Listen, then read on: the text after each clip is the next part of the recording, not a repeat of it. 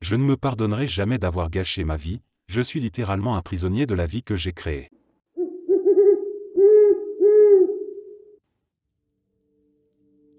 Je m'appelle Nanda, une hikikomori dans la vie réelle. Je n'ai pas quitté ma maison depuis environ 3 ans. Je m'enferme dans ma chambre, ne la quittant que pour aller aux toilettes, jeter mes déchets à la poubelle et récupérer de la nourriture. Je me fais livrer ma nourriture. C'est que de la malbouffe. Je fais de l'exercice dans ma chambre en écoutant des animés, puis je lis des mangas sur mon lit comme une grosse paresseuse tous les jours. Je deviens de plus en plus maigre. Je pesais 59 kg et mesurais 1,63 m quand j'ai commencé ce mode de vie. Je suis descendu à 36 kg. J'ai repris un peu de poids, mais je suis à 44 kg maintenant. Je reste dans ma chambre toute la journée.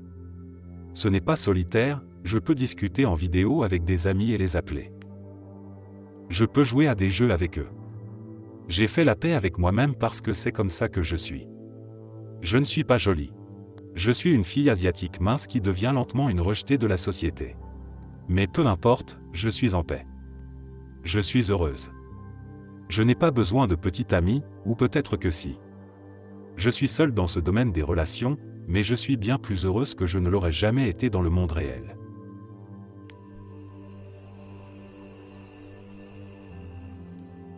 Ma famille m'insulte constamment pour être un hikikomori. Ces enfoirés continuent de m'insulter chaque fois que je quitte ma chambre.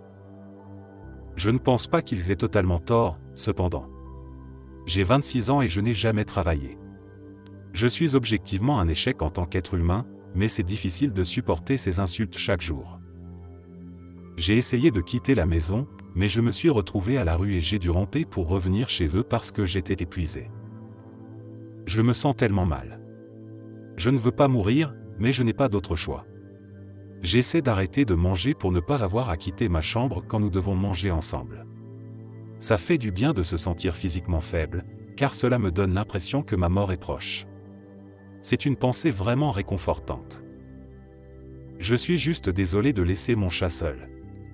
C'est moi qui m'occupe de lui, il pourrait mourir de faim si je ne suis pas là. Ma famille ne se soucie pas de lui, tout comme il ne se soucie pas de moi, et je ne me soucie pas d'eux non plus. Ce sont juste des salauds. Je vis comme ça depuis 10 ans, et ils ne m'ont jamais montré la moindre sympathie.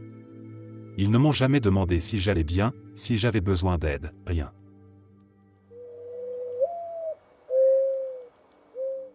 Pendant tout le lycée, je n'ai jamais cherché à socialiser, car je ne m'intégrais pas et je ne me retrouvais en personne.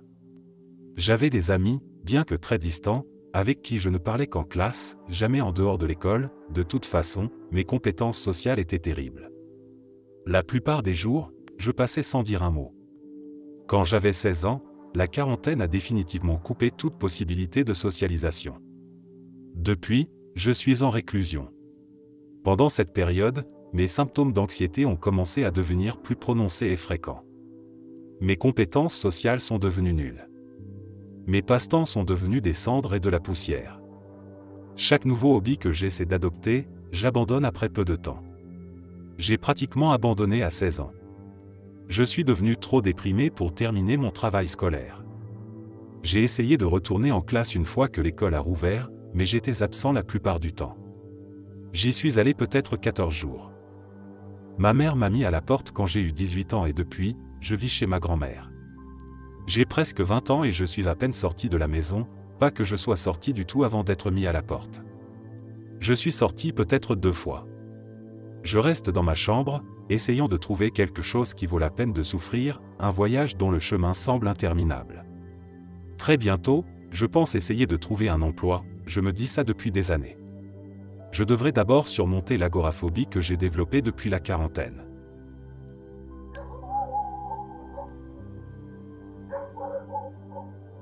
Je suis un homme de 21 ans, et je suis un hikikomori depuis 6 ans, depuis que j'ai quitté le lycée à l'âge de 15 ans.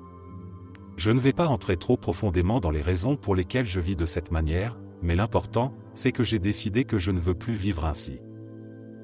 Le problème auquel je fais face est que je n'ai jamais vraiment été socialisé, en raison de compétences sociales abominablement mauvaises et d'une série de problèmes de santé mentale et de dépendance, qui ont absorbé la majeure partie de mon attention tout au long de ma vie. Je n'ai littéralement jamais eu d'amis et je n'ai jamais vraiment interagi avec qui que ce soit en dehors de ma famille. Je n'ai jamais eu de travail, et je ne sais pas comment en obtenir un. Je n'ai jamais participé à des activités communautaires et je n'ai jamais appris à conduire. Parmi d'autres choses, je n'ai jamais vraiment eu d'ambition, de loisirs, de rêves ou de préférences. Une chose que j'ai apprise au fil des ans, c'est que vous devez en fait faire des choses pour savoir qui vous êtes, ce que vous représentez, et ce que vous voulez dans la vie. Je n'ai jamais fait de choses. Je jouais aux jeux vidéo, mais c'était seulement pour étouffer les mauvaises pensées et les souvenirs, et pour combler le vide dans ma vie.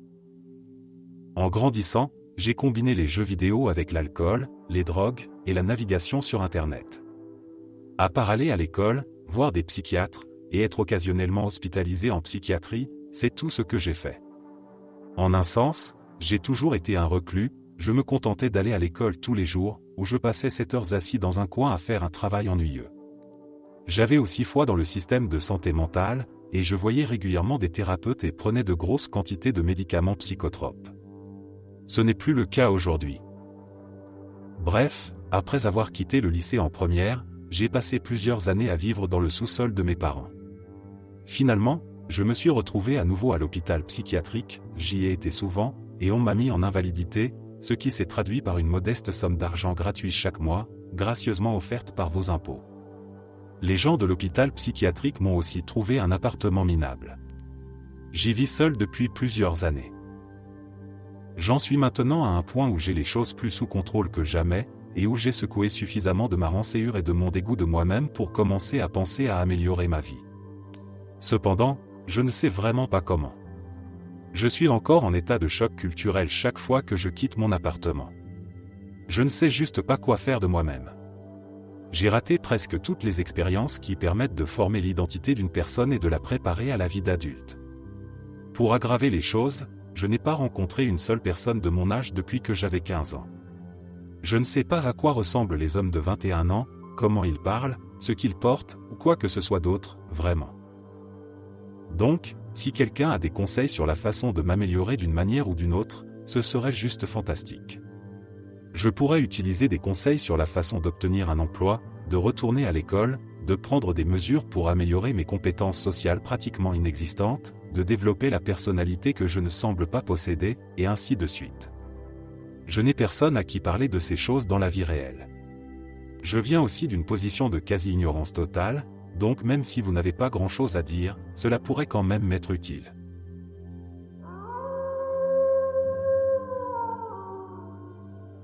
Je me sens tellement exclu. Il semble que la plupart des autres filles de mon âge vivent leur vie, fondent des familles et entament des carrières. Pendant ce temps, j'ai du mal à descendre au rez-de-chaussée pour dire bonjour à mon père. Je me sens comme un échec, mais chaque fois que je pense à faire quelque chose de ma vie ou à trouver un travail, mon anxiété me paralyse et je reste coincé dans ce cycle sans fin. Chaque fois que la vie semble bien se passer, quelque chose finit toujours par arriver, et je retourne à la case départ. Je jure que je suis la personne la plus malchanceuse au monde. En ce moment, je vis juste avec mon père, et il n'est pas à la maison pendant la journée, donc chaque jour se résume à moi, assise dans mon lit à regarder mon téléphone ou à regarder des animés. J'aime dormir sous mon lit parce que cela me fait me sentir en sécurité et protégé.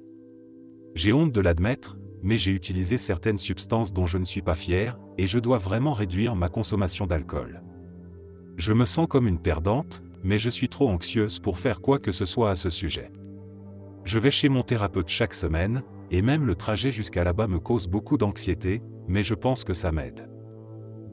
J'ai l'impression que beaucoup de gens dans le monde me dévalorisent parce que je suis une fille. Les gens me disent toujours à quel point il est facile pour les filles de se faire des amis et de faire des choses. Mais je n'y arrive tout simplement pas.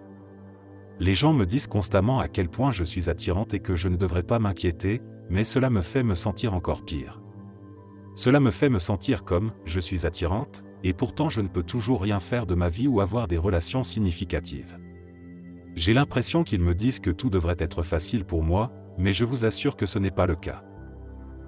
Je n'ai littéralement presque pas d'amis. Mais c'est aussi ma faute, parce que je n'ai pas vraiment cherché à me faire des amis. Mais je veux que cela change. J'aimerais vraiment trouver un ami qui me comprenne. J'adore la musique, regarder des animés, et parler de choses bizarres comme les rochers et les plantes. J'apprends aussi le japonais. Tu n'as pas besoin d'être un exclu social comme moi, mais ce serait bien de trouver quelqu'un qui traverse ce que je traverse. J'ai vraiment besoin de cette communication quotidienne dans ma vie. Est-ce que quelqu'un peut m'aider ou me donner des conseils pour sortir de ce cycle?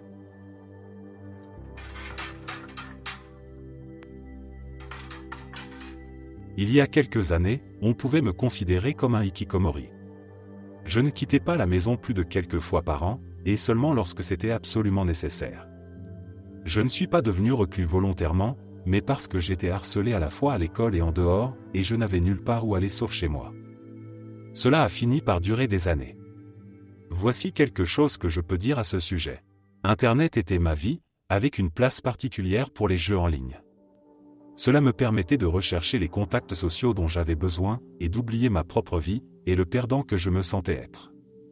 Sans Internet, il semblerait beaucoup plus probable que j'aurais commis un suicide. Je ne travaillais pas, je n'allais pas à l'école. Plus ma situation de reclus se prolongeait, plus j'étais terrifié par ces choses, car j'avais complètement perdu mes compétences sociales. La conversation est vraiment quelque chose que je dois réapprendre, même aujourd'hui, la plupart du temps, quand les autres me parlent, je ne réponds pas. C'est parce que, tout en réfléchissant à ce qu'ils disent, il ne me vient même pas à l'esprit de dire quelque chose en retour. On s'habitue à penser, parce que la plupart du temps il n'y a personne d'autre à qui parler, donc parler n'est plus une réponse automatique. Je voyais encore mes parents, mais je n'allais jamais voir le reste de la famille, ni lorsqu'ils venaient nous rendre visite, ni quand mes parents allaient les voir. Quand ils visitaient, je m'assurais de rester dans ma chambre et de ne pas faire de bruit, pour que mes parents puissent prétendre que je n'étais pas à la maison, ils étaient gênés par mon refus de voir ma famille. Mes membres de la famille ont commencé à fortement me détester parce qu'ils ne me voyaient plus. Je gardais toujours les rideaux fermés, car j'étais paranoïaque à l'idée que mes harceleurs connaissent mes voisins et puissent me voir, et peut-être me filmer ou trouver d'autres moyens de m'humilier. Personne n'était autorisé à voir mon refuge sûr. Je descendais principalement pour piller le frigo et les placards après que mes parents soient allés se coucher. J'avais toujours faim la nuit parce que je ne descendais jamais chercher de la nourriture pour moi-même. La seule chose que je mangeais pendant la journée était le dîner, avec mes parents. Je restais éveillé toute la nuit, et je me couchais tôt le matin. En raison de ma solitude extrême, j'étais anxieux et stressé 24 heures sur 24 et 7 jours sur 7. Les jeux en ligne me distrayaient simplement de ce sentiment, mais quand il était temps d'aller au lit, j'avais des crises d'angoisse. Je sanglotais comme une personne folle chaque matin. J'avais besoin de mettre des sons, soit de la musique, des sons de la nature, des vidéos ASMR, pour pouvoir arrêter de paniquer et m'endormir. Je dormais également extrêmement longtemps, entre 12 et 14 heures. C'est à peu près tout ce qui me vient à l'esprit concernant ma vie à cette époque. Aujourd'hui, les choses vont mieux, mais j'ai encore gardé certaines habitudes qui sont difficiles à perdre. Je ne veux pas paraître littéralement folle, mais je ne peux en parler à personne. Je suis une femme de 26 ans et il y a quelques mois, j'ai pris un emploi de pêche en Alaska. J'ai dit à tout le monde où j'allais et ce que je faisais. Tout le monde était content pour moi. J'y suis allé pour me suicider. À l'époque, je pensais que c'était un bon plan, j'avais une histoire pour que les gens ne soient pas surpris de ne pas avoir de nouvelles de moi pendant un certain temps et j'ai toujours voulu visiter l'Alaska depuis que j'étais petite. Je voulais un bel endroit pour mourir tout en disparaissant efficacement de la vie de tout le monde sans faire d'histoire. Je suis arrivé là-bas et j'ai erré pendant une bonne semaine, profitant des paysages et faisant la paix avec la vie. Le jour fatidique, j'ai grimpé jusqu'à l'endroit le plus élevé que j'avais repéré et j'ai regardé le monde en bas et j'ai découvert que j'avais peur. Je ne pouvais pas le faire. Alors, j'ai pris sur moi et j'ai commencé à travailler. Tout allait bien jusqu'à ce que, après quelques semaines, je ne puisse plus le supporter, c'était un travail en usine avec des quarts de 16 heures chaque jour, ce n'était tout simplement pas pour moi, alors je suis rentré chez moi, me sentant encore plus vaincu. Ce qui a rendu les choses pires, c'est à quel point tout le monde était soutenant. Tout le monde m'a consolé en me disant que c'était bien, que j'étais si courageuse d'avoir essayé quelque chose en dehors de ma zone de confort. Je me sentais de plus en plus comme une imposteur. Je suis de retour depuis un certain temps et tout ce temps, je suis resté enfermé dans ma chambre. J'ai été diagnostiqué avec une dépression majeure toute ma vie et on ne m'a diagnostiqué un trouble bipolaire que l'année dernière, donc je suis familière avec les maladies mentales. Ça n'a jamais été aussi grave. Je passe mes journées à dormir sans fin et quand je ne dors pas, je reste assise à ne rien faire, complètement perdu dans mes pensées. J'ai perdu 9 kilos sans même m'en rendre compte. Je me regarde dans le miroir et je ne me reconnais pas, mince, pâle et terne. Sans vie. J'avais encore un peu de force en moi après toutes ces années à lutter contre la dépression et bien que je ne veuille plus activement participer à ma propre mort, je ne veux plus rien avoir à faire avec la société. C'est pire que jamais, je peux à peine parler à mes colocataires et ils ont presque complètement cessé d'essayer de me parler, car cela ressemble plus à parler à une poupée qu'à un être humain. Je ne sais plus quoi faire. Rien ne semble jamais marcher en ma faveur. J'ai toujours été très indépendante et j'avais même une personnalité fougueuse et passionnée dans le passé. J'adorais dessiner. J'adorais lire, jouer du violon. J'adorais raconter des histoires dramatiques, le genre que l'on trouve dans les soirées, faisant rire les gens tellement fort qu'ils en pleurent. J'adorais faire mon maquillage et ma routine de soins de la peau et prendre de longues douches chaudes pour être jolie. J'adorais parler à mes abonnés timbleurs de la politique stupide de Star Wars et inventer des jeux vidéo à jouer avec mes amis. Je ne sais plus qui est cette personne. Je ne peux pas la retrouver dans ce vide immense et interminable que je ressens. Je veux juste que quelqu'un me comprenne. Ça pourrait être n'importe qui, je ne peux plus supporter d'être seul. Je veux récupérer ma vie.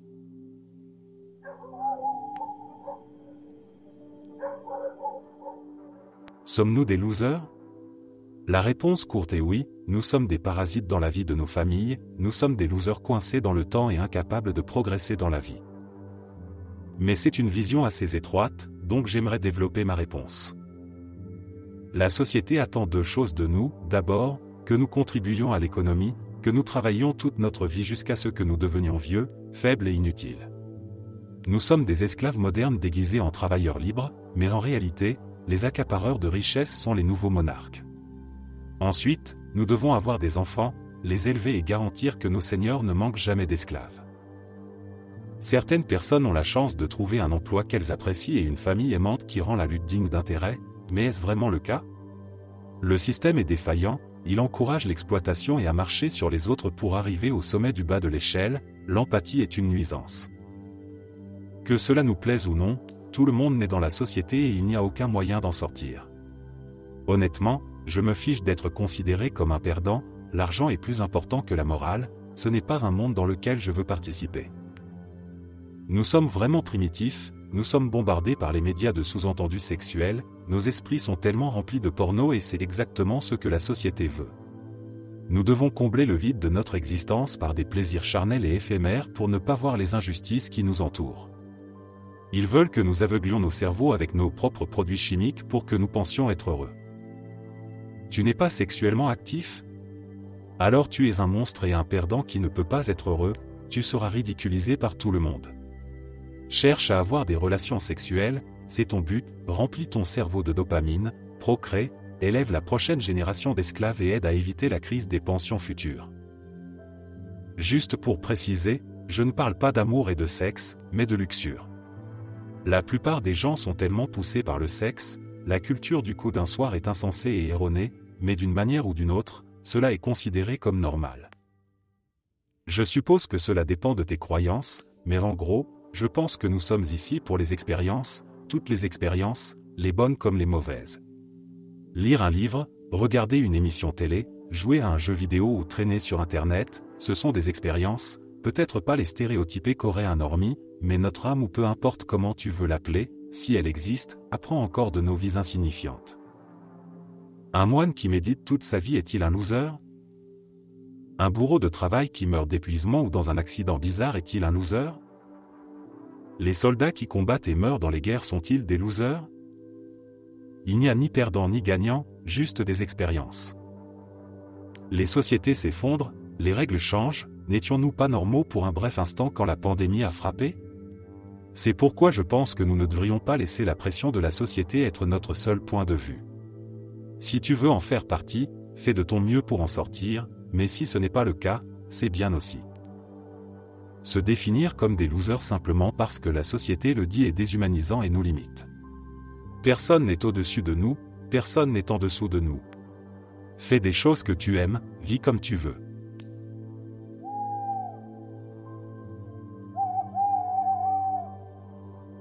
Ce n'est pas mon expérience, mais celle d'un ami occidental vivant au Japon qui est sorti avec une japonaise qui était hikikomori.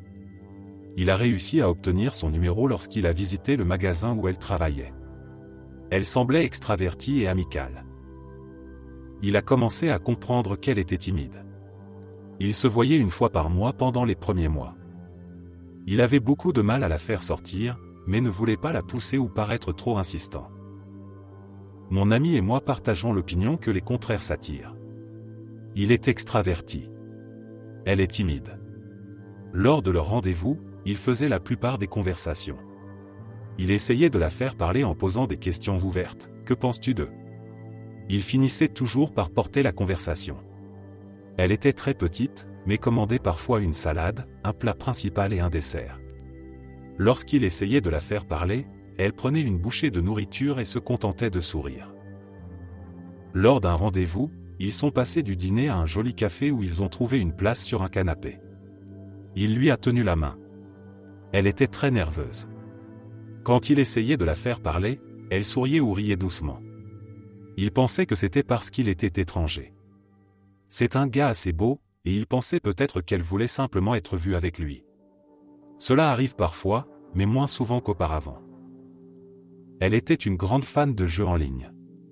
Elle ne lui a jamais montré les jeux auxquels elle jouait, même s'il le lui demandait pour mieux la connaître. Elle était très privée. Il n'a jamais su où elle vivait, à part à 1 heure de Shinjuku.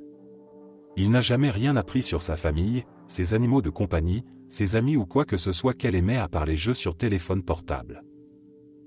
Malgré tout cela, il a commencé à avoir de réels sentiments pour elle et lui a demandé de devenir sa petite amie. Avant de dire oui, elle lui a expliqué qu'elle était hikikomori. Pour ceux qui ne parlent pas japonais, cela désigne essentiellement une personne qui ne quitte pas la maison. Il s'est avéré qu'elle n'avait pas peur de sortir. Elle avait peur des gens. Il trouvait cela étrange parce qu'elle travaillait dans la vente. Sortir ensemble au Japon est assez simple. Si la relation doit aller de l'avant, on le sait au 3e ou 4e rendez-vous. Ce couple est resté ensemble pendant quelques mois et a eu environ 10 rendez-vous sans aller au-delà du fait de se tenir la main. Il ne voulait pas la repousser, alors il a pris son temps. Ils n'ont jamais couché ensemble. Il l'aimait bien et avait planifié de belles vacances hors de la ville, pensant que ce serait le grand week-end. Elle n'a pas beaucoup mangé au dîner, ce qui l'a fait se demander si elle se sentait bien. Quand ils sont arrivés dans la chambre et qu'ils ont pris des douches, elle est restée sous la douche ce qui lui a semblé être une éternité. Elle est sortie et lui a demandé s'il était toujours éveillé. Elle s'est assise sur le canapé de l'autre côté de la pièce. Finalement, elle s'est assise à côté de lui sur le lit. Elle a chuchoté qu'elle n'avait pas d'expérience avec les hommes.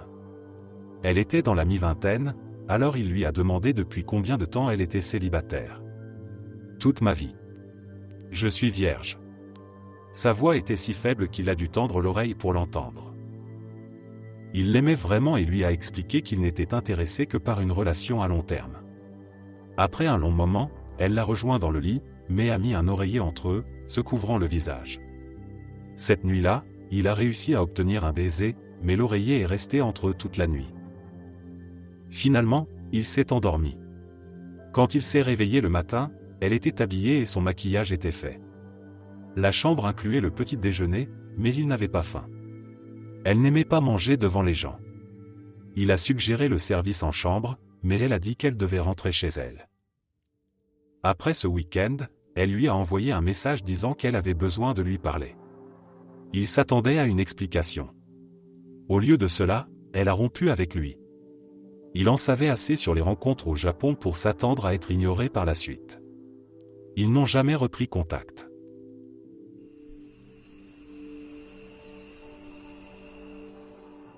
Le phénomène des hikikomori, ou des personnes qui se coupent de la société et s'enferment dans leur chambre, loin du monde extérieur, peut sembler difficile à comprendre pour certains étrangers parce que le Japon semble être un pays tellement amusant, avec tous les animes, les gadgets high-tech et les endroits sympas à visiter. Cependant, le Japon peut être difficile à vivre et je crois que les gens subissent beaucoup de pression qui, à mon avis, conduit certains à devenir hikikomori.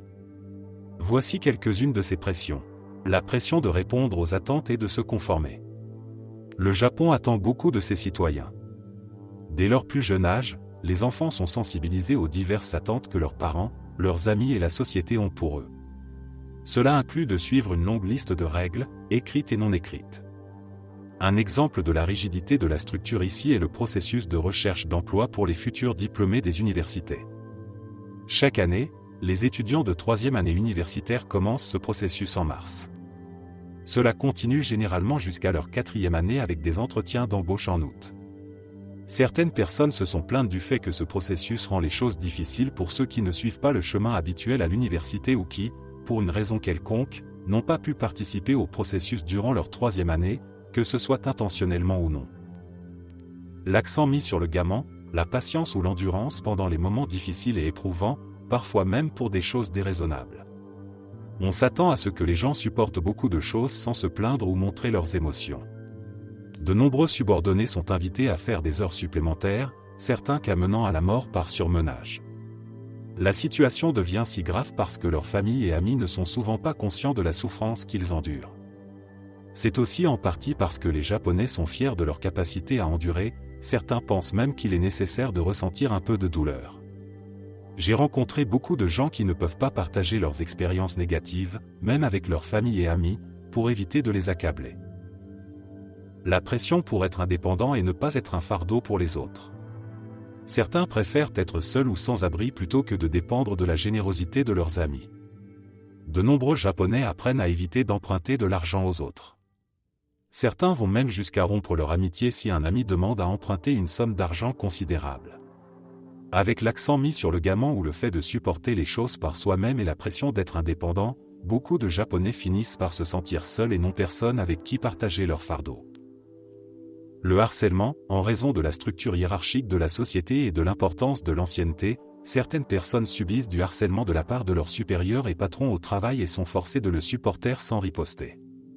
Dans certains cas, riposter pourrait entraîner encore plus de difficultés, car certains auteurs de harcèlement sont déterminés à gagner. Beaucoup ne partagent pas ces expériences pour éviter de charger leurs proches.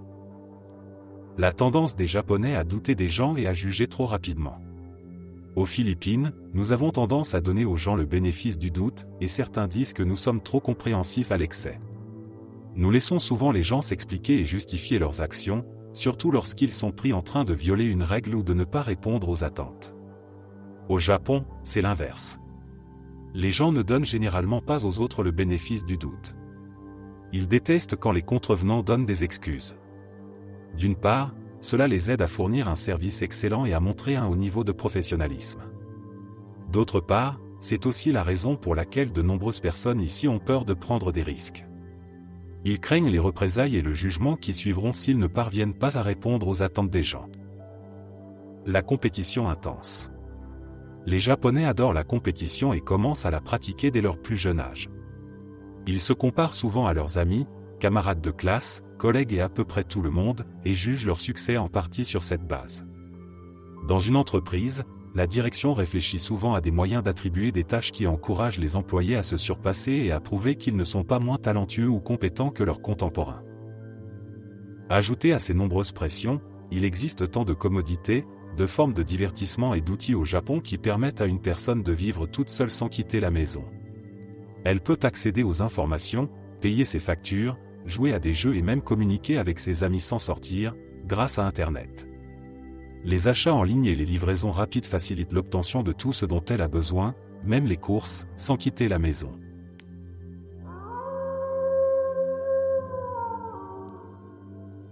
Pour être clair, je suis en Amérique du Nord, où je n'avais jamais entendu le terme hikikomori auparavant. Je l'ai découvert uniquement parce que, bien que la racine du problème soit très différente, mon comportement est le même. Pour contexte, j'ai toujours été populaire et j'avais un grand cercle social. J'ai vécu entre les deux côtes, Los Angeles et New York City, pendant 2 décennies. J'ai toujours eu un trouble bipolaire.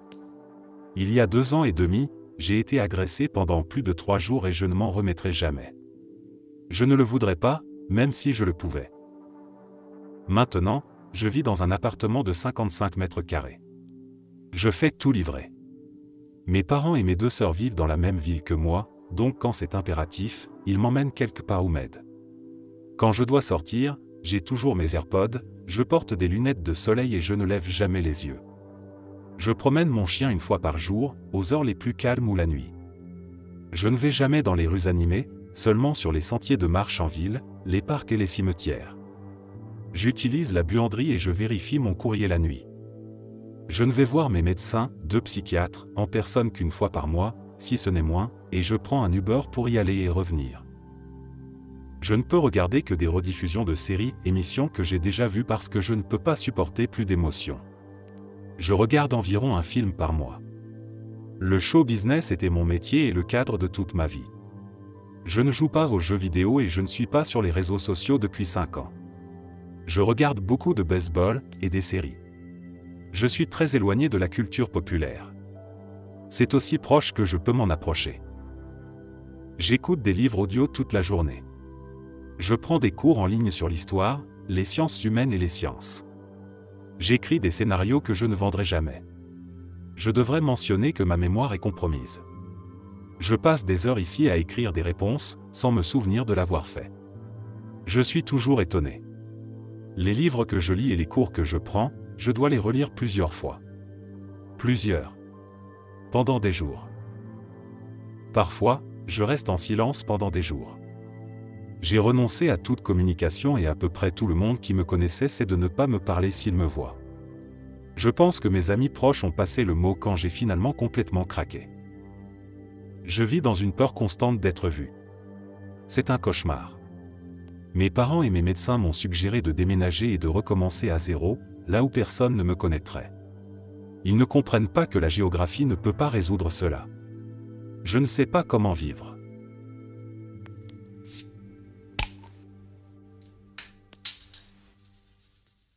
Qu'est-ce que ça fait d'avoir un ami proche qui est devenu hikikomori? C'est assez déprimant, c'est comme s'il était mort, et chaque fois que tu lui parles, toujours par texte en ligne, c'est-à-dire avec Skype ou Discord, c'est comme parler à un fantôme. Je n'ai découvert le terme qu'aujourd'hui, donc je ne sais pas si tous les hikikomori passent leur temps sur leur ordinateur, mais mon ami a en quelque sorte créé un personnage sur internet appelé Aeri, qui est devenu ce qu'il est maintenant. Il m'a demandé « Me vois-tu encore comme Rueride ?» Son prénom de naissance, il est aussi sur le spectre autistique, et cela m'a vraiment fait réaliser à quel point il est devenu Aeri au cours des 2 ans et demi qu'il a passé enfermé.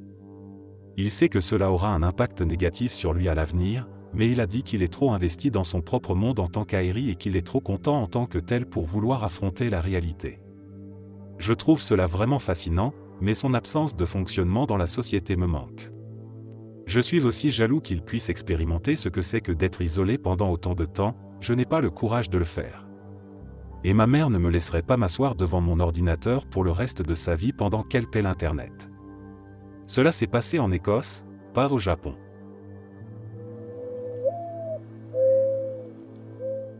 J'ai eu une ancienne hikikomori en convalescence comme élève pendant plusieurs années. Elle s'était retirée du monde du travail et s'était enfermée dans une chambre chez ses parents pour lire des romans pendant environ 6 ans, jusqu'à ce qu'elle décide de sortir pour prendre des cours d'anglais, de toutes choses. Elle était timide et maladroite au début, mais elle apprenait vite. Elle avait les mêmes quelques camarades de classe chaque semaine, et ils étaient très gentils et accueillants.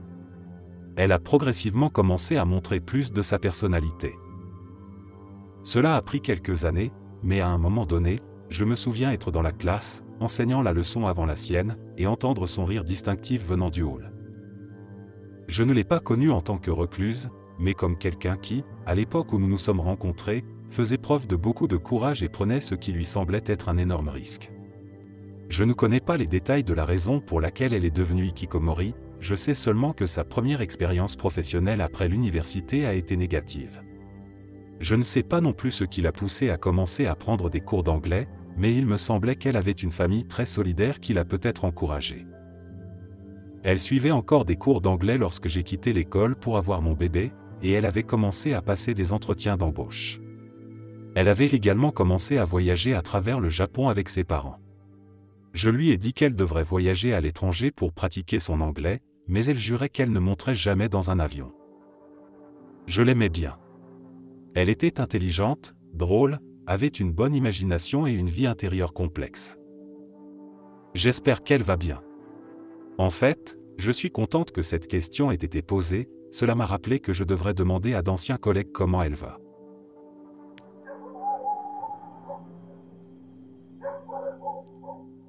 Je me souviens qu'au collège, ma mère me criait dessus parce que je restais dans mon lit à pourrir, et je regardais simplement mon chat qui était allongé à côté de moi et je pensais, mince, si j'étais un chat, personne ne serait en colère contre moi. Depuis, je suis perpétuellement triste à l'idée que ma conscience existe dans un corps humain et non dans celui d'un chat. Si mon chat d'intérieur était un humain, il serait littéralement l'incarnation d'un hikikomori. Elle ne quitte jamais la maison, évite les interactions sociales, n'a pas d'amis, de la même espèce, ne parle à personne, et dort toute la journée. Elle et moi sommes pareils, sauf que moi, on me traite d'échec pour ce comportement et elle, on la trouve mignonne et adorable.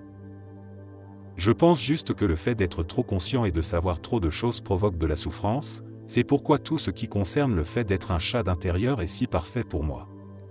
Personne n'attend rien d'elle, sa réalité est si petite, ses connaissances sont limitées, elle est à l'abri du monde, et sa seule préoccupation est les ombres sur le mur. Bref, des années ont passé depuis le collège et pourtant je reste toujours une adepte chronique du lit, et je l'envie chaque jour, encore plus maintenant. Je vieillis et je deviens de plus en plus misérable, j'ai encore plus de soucis, de responsabilités et d'attentes, et je regarde simplement mon chat qui reste exactement le même.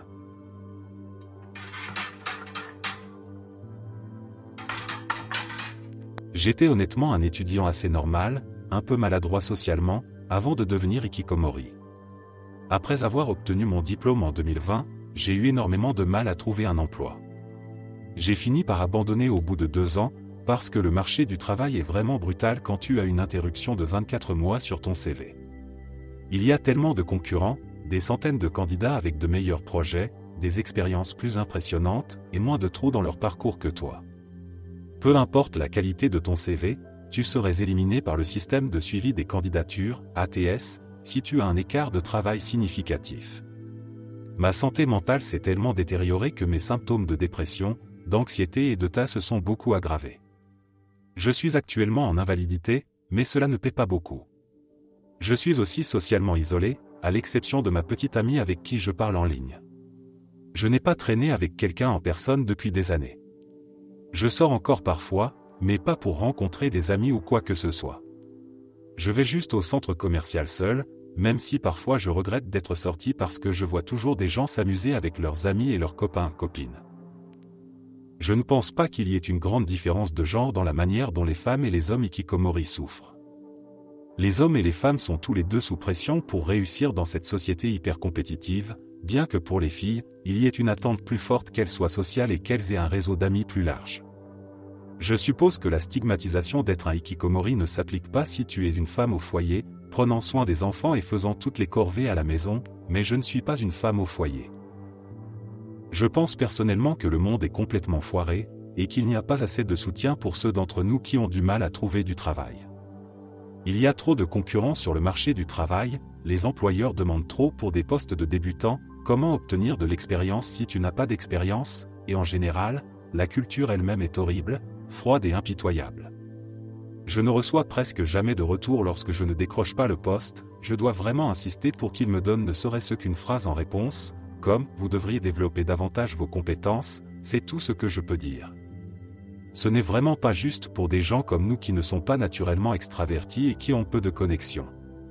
Obtenir le premier emploi est le plus difficile. Si tu réussis, tu es en gros parti pour la vie. Si tu échoues, tu es foutu. Puisque j'ai perdu tout espoir de décrocher un emploi en programmation, je me tourne vers les soins infirmiers à la place. J'ai juste peur de ne pas pouvoir trouver un emploi d'infirmière après avoir obtenu mon diplôme en soins infirmiers. J'en ai tellement marre de l'échec, je me sens tellement désespéré.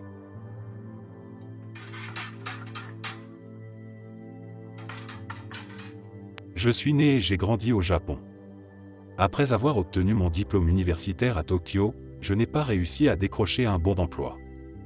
Depuis mon adolescence, j'étais passionné par l'écriture créative et je croyais que je deviendrais romancier. Alors, j'écrivais des romans tout en enchaînant plusieurs emplois. J'ai terminé un nouveau roman dans lequel j'avais mis tout mon cœur, je l'ai envoyé à mes amis, mon esprit et mon corps étaient fatigués mais remplis d'un sentiment d'accomplissement. Plusieurs mois ont passé. J'ai progressivement réalisé et accepté que mes romans manquaient de perspectives commerciales.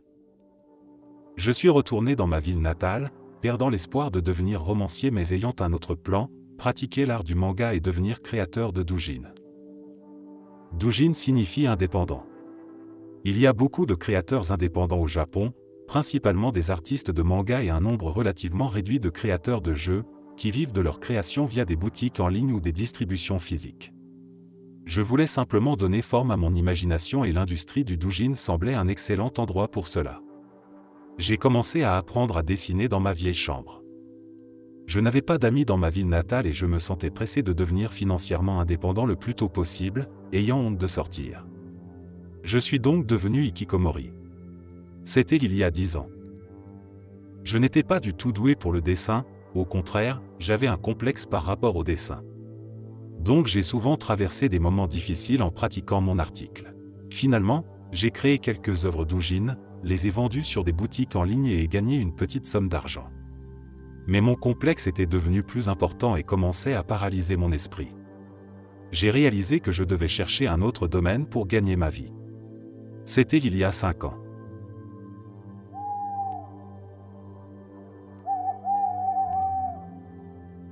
Je suis une femme de 26 ans du Royaume-Uni, autoproclamée hikikomori. Qu'est-ce qui m'a poussé à ne jamais sortir? Eh bien, je suis devenue trop vieille pour bénéficier des frais de scolarité gratuits au collège quand j'avais environ 20 ans, et je suis sans emploi, vivant chez mes parents avec ma sœur. Je ne me vois pas décrocher un emploi, quel qu'il soit, ou même passer un entretien. Je n'ai même pas pu faire face au travail bénévole que j'avais une fois dans le magasin local toutes les 2 semaines. En fait, je n'ai jamais eu de travail rémunéré. À cause de mon autisme et de mes troubles de la fonction exécutive. Je n'ai ni emploi, ni amis dans ma région, et je ne peux pas conduire, et je ne peux pas prendre les transports en commun nulle part parce qu'il me faudrait de l'argent, et si je demandais à mes parents si je pouvais aller quelque part toute seule, ils seraient probablement méfiants et poseraient des questions, et j'aurais peur de me perdre parce que je n'ai pas de téléphone. Et mes parents ne sortent jamais nulle part et ne nous emmènent nulle part, sauf sur le terrain que mon père possède, et c'est tout. Et pendant qu'ils y vont, je reste à la maison pour chanter, et écouter de la musique ou autre. Il est extrêmement rare que nous sortions ailleurs.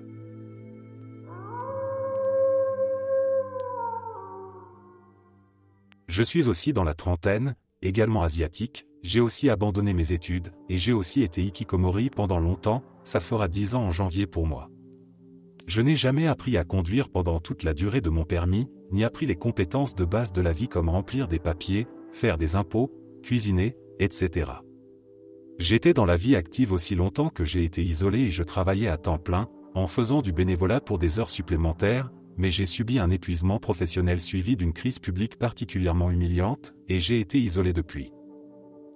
Le travail en soi n'est pas le problème, en fait, j'ai eu du mal avec les gens, ce qui explique pourquoi j'ai du mal à garder un emploi en général, en partie à cause des brimades et des farces de mes collègues, et du traitement que je recevais de la part des patrons qui me prenaient pour un idiot en me microgérant, ce qui faisait que j'avais toujours beaucoup de conflits. Mon manque de tact me rendait également particulièrement mauvais avec les clients, qui me prenaient pour quelqu'un de grossier, ce qui me mettait toujours dans une situation délicate, et j'ai du mal à en trouver un nouveau parce que je ne peux tout simplement pas passer l'entretien, et j'ai aussi des difficultés avec la candidature et toutes les formalités légales qui accompagnent le processus d'embauche.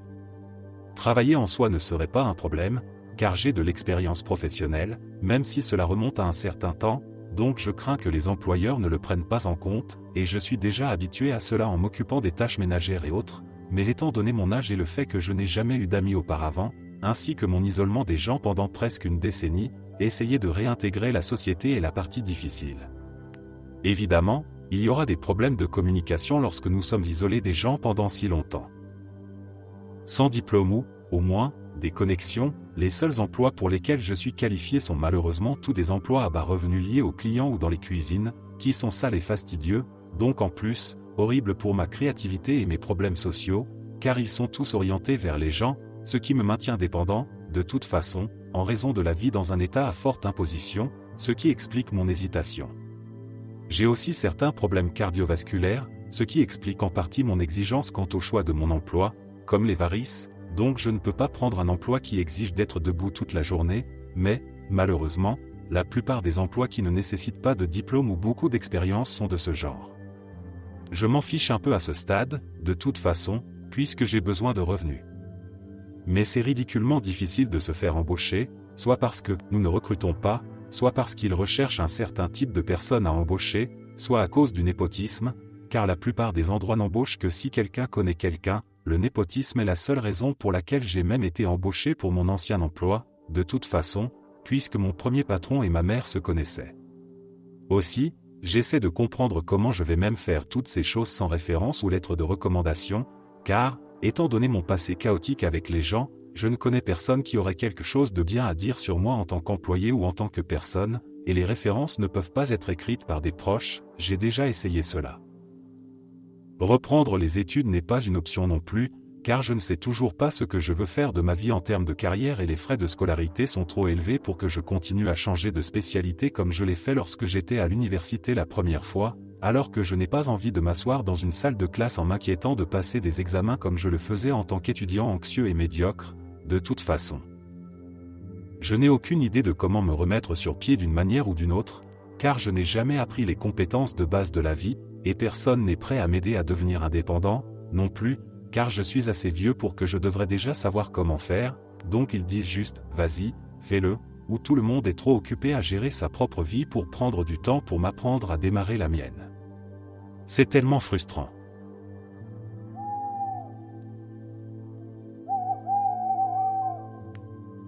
Je suis autiste et j'ai un trouble d'anxiété généralisée. Toute ma vie, je suis resté à l'intérieur la plupart du temps, et quand j'ai quitté le lycée à 17 ans, ça a empiré. La seule fois où je sors, c'est quand ma mère m'oblige à mettre les sacs poubelles ou les sacs de recyclage dehors toutes les 2 semaines. Je n'ai pas vraiment peur quand je suis dehors, mais c'est l'impulsion initiale pour sortir qui est presque impossible à surmonter. Quand je me dis « demain, je vais sortir », au moment venu, je trouve de multiples excuses comme « le temps est mauvais »,« les gens vont me trouver bizarre », etc. Je n'ai pas la motivation de suivre mon plan pour sortir. Cela me conduit à développer une grande dépression. Je suis triste d'avoir gâché mon enfance et de ne pas avoir vécu des choses comme l'amour. Je n'ai même pas de diplôme de lycée et je crains d'être trop vieux maintenant pour aller à l'université sans que les gens me trouvent bizarre. Pour être honnête, je me fais probablement beaucoup de ces pensées effrayantes dans ma tête, mais je ne me sens pas bien à l'idée d'avoir 22 ans et de ne pas avoir vécu ce que les autres ont vécu à mon âge et avant. Je ne me sens pas bien de vivre avec mes parents, et je suis trop timide pour même parler à une femme derrière un écran parce que j'ai ces pensées paranoïaques que ma mère m'écoute dans l'autre pièce, nos murs ne sont pas bien isolés. Je deviens de plus en plus paranoïaque à propos de l'extérieur et de l'intérieur à mesure que je vieillis. Mes amis sur Discord m'ont dit de trouver un travail, mais étant donné que je reçois des allocations, je n'aurai plus de revenus si je commence à travailler, et ma mère dépend de moi pour cet argent. Je ne sais même pas si je serai capable d'aller au travail à la même heure tous les jours, donc j'ai peur de commencer un emploi et ensuite de perdre mes allocations juste pour probablement me faire virer du travail parce que je ne peux même pas sortir. Si je choisis la voie universitaire, je dois obtenir mon GED, diplôme équivalent au bac, puis aller à l'université, mais je sais que je ne pourrai pas établir une routine pour étudier tous les jours et sortir pour aller en cours chaque jour de la semaine, donc je vais probablement gaspiller de l'argent pour aller à l'université, où je finirai par me faire expulser. Je ne sais vraiment plus quoi faire. J'ai des rêves, mais ils sont impossibles à atteindre avec ma routine de vie actuelle.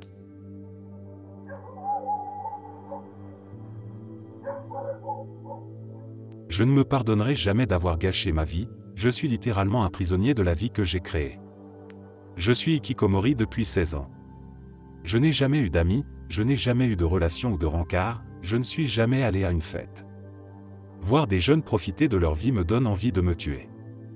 Voir des gens de mon âge avancer dans leur vie me donne aussi envie de me tuer. Je n'ai pas de plan concret cependant. Je suis juste en train de pourrir dans ma chambre à la place. J'ai tellement envie de crier. J'ai envie de pleurer. Je vis dans une prison que j'ai créée. J'ai l'impression que je ne pourrai jamais en sortir vivant. Je ne voulais pas être un hikikomori. Personne ne m'a forcé à le devenir. Donc c'est entièrement ma faute et je ne peux en vouloir à personne d'autre qu'à moi-même. Je vis au Japon et le Japon n'est définitivement pas un pays favorable aux hikikomori. Les gens détestent vraiment les hikikomori. Les gens pensent que les hikikomori sont comme des parasites. Ils ne considèrent pas les hikikomori comme des personnes souffrant de maladies mentales. Les maladies mentales ne sont pas prises au sérieux dans mon pays. Certaines personnes pensent que le gouvernement devrait créer des camps de concentration pour les hikikomori. Merci d'avoir écouté jusqu'à la fin. N'oubliez pas d'aimer la vidéo, de vous abonner, et si vous le souhaitez, de rejoindre la chaîne pour soutenir directement mon travail. Votre soutien est essentiel et m'aide à continuer à créer du contenu. Merci à tous et on se retrouve demain à la même heure devant ce feu.